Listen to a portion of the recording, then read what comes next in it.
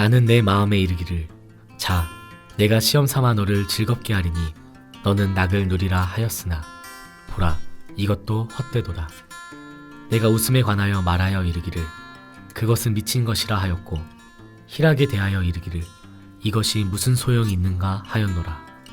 내가 내 마음으로 깊이 생각하기를 내가 어떻게 하여야 내 마음을 지혜로 다스리면서 술로 내 육신을 즐겁게 할까?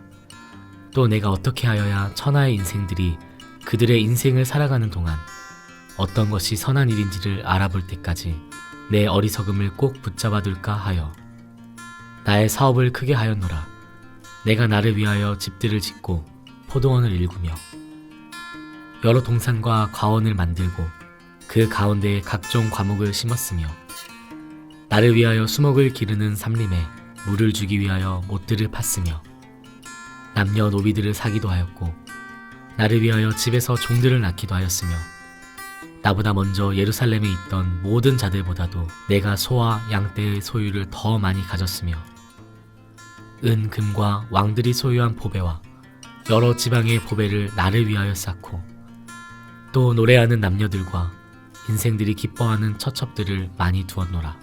내가 이같이 창성하여 나보다 먼저 예루살렘에 있던 모든 자들보다 더 창성하니 내 지혜도 내게 여전하도다.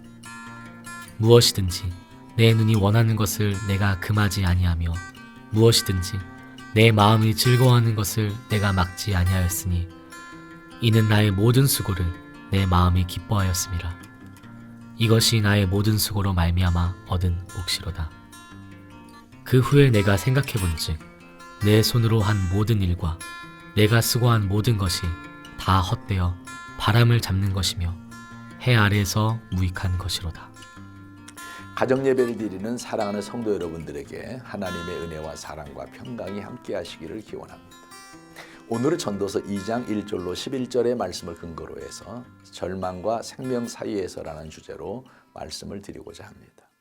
14세기 패스트균이 휩쓸고 간 유럽은 인구가 급격히 줄면서 유럽을 지탱하던 봉고주의가 무너지고 흑사병의 공포에서 신을 의심하게 되었습니다. 그래서 사람들은 다른 희망을 찾아 나섰고 그 결과 르네상스 시대가 왔습니다.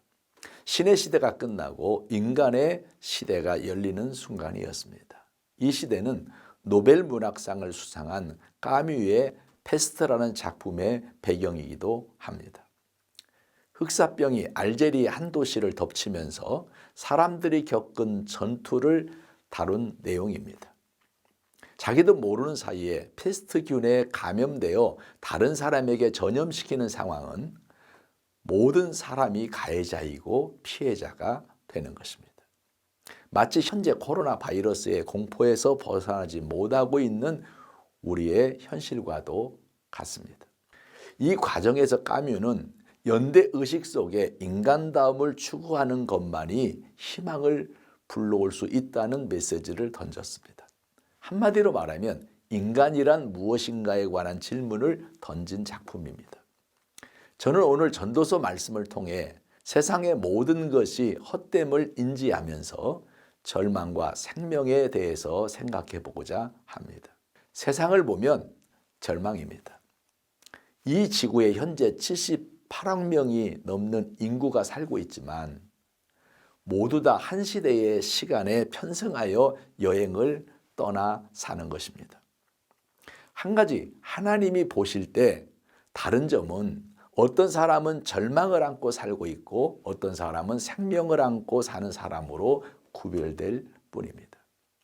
덴마크의 철학자 키에르 케골은 절망은 죽음에 이르는 병이라고 말했습니다.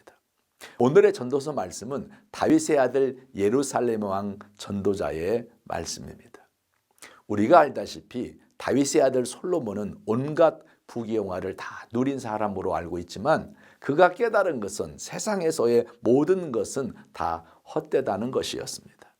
이것은 마치 바람을 잡으려는 것이라고 고백하기도 했습니다. 죽음에 이르는 병인 절망은 한마디로 사람들의 타락으로 얻게 된 것입니다. 처음 에덴에서 하나님이 인간을 창조하실 때는 절망적인 인간을 창조하지 않았습니다. 그러나 인간이 하나님을 저버림으로 스스로 절망적인 존재로 전락해버리고 말았습니다. 인간은 하나님과의 관계를 상실해버림으로 죄책감에 시달리게 되었고 그 죄책으로 가슴은 점점 답답해져 절망에 이르게 되었습니다. 로마서 3장 23절에 보면 모든 사람이 죄를 범하였음에 하나님의 영광에 이르지 못하더니라고 말씀했습니다. 절망이 여기서 생긴 것입니다. 미국의 윌슨 대통령이 1차 대전 종전 무렵 국제연맹을 조직하고 다시는 전쟁을 없게 하자고 미국 상원의 인준을 제의했지만 부결되고 말았습니다. 이것이 부결되자 윌슨 대통령은 너무 낙심하고 절망해서 쓰러졌고 반신불수가 되어 병상에 드러누워 죽게 되었습니다. 그때 홍보 담당 비서관인 나폴레옹 힐이 문병을 와서 대통령께 말했습니다. 대통령 각하, 100년만 지나면 국제연맹이 성공했던 실패를 했던 아무런 흔적이 없을 것입니다. 그러니 너무 분노하지 마시고 평안히 눈을 감으소서라고 말했다는 유명한 일화가 있습니다.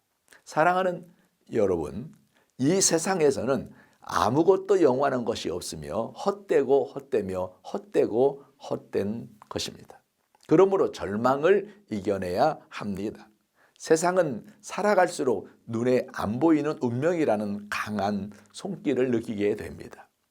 영혼의 문제를 해결하지 못한 많은 사람이 무력감이 생기면 바로 이 손길인 불안과 공포를 느끼게 됩니다. 그래서 무당을 찾아 별것을 다 물어봅니다. 요즘 유튜브에도 보면 무속인에게 우리나라 정치나 경제, 미래를 물어보고 답하는 것을 보면 인간의 한계를 보게 되는 것입니다. 그러나 에스겔 18장 4절에 보면 모든 영혼이 다 내게 속한지라 아버지의 영혼이 내게 속함같이 그의 아들의 영혼도 내게 속하였나니 범죄하는 그 영혼이 죽으리라고 말씀하셨습니다. 이 절망의 병이 치료되지 않는 이상 지위나 명예나 권세나 돈이 아무리 있어도 기쁨과 행복은 없습니다. 권력과 부와 명예와 인기인과 지도층들이 왜 자살을 하겠습니까? 절망 때문입니다. 그래서 사람들은 자신의 우울증을 극복하려고 절망을 이기려는 노력을 끊임없이 하면서 사는 것입니다. 반대로 어떤 사람은 절망적인 상황을 무시해버리고 살려고 술로 탕진하고 쾌락의 나락으로 자신을 던집니다. 절망이 있음에도 불구하고 마치 사냥꾼에게 쫓긴 타조가 모래 속에 머리를 박아버리고 사냥꾼이 없다고 생각하다가 사냥꾼의 총에 맞아 죽는 것과 같습니다. 그러나 오직 생명만이 살 길입니다. 어떤 기자가 우리나라 최고의 지성이라 불리는 이어영 선생께 질문을 했습니다. 인공지능 시대에 앞으로 종교에 대해 어떻게 생각하십니까? 이어영 선생이 이렇게 대답했습니다. 인공지능 시대에 진짜 기독교가 시작됩니다. 그 이유는 원래 인간만이 생각할 수 있는 존재이고 그 위는 하나님이셨는데 인공지능이 생각하는 기능까지 생겨버렸습니다. 다시 말하면 인간이 인간보다 똑똑한 인공지능을 만든 것입니다. 지식과 기술이 평등해지면 지금이야말로 종교라는 것입니다.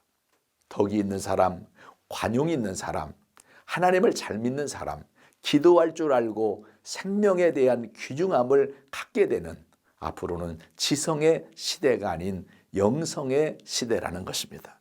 이 말에 전적으로 공감합니다. 이제는 사람이 똑똑할 필요가 없고 똑똑한 개인 인공지능인 스마트폰 활용하는 기술이 그 사람의 삶을 이끌고 간다는 것입니다.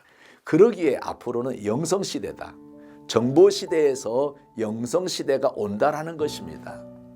날마다 삶의 현장에서 살기 위해서 절망 대신 생명을 선택하는 저와 우리 성도들이 되었으면 좋겠습니다.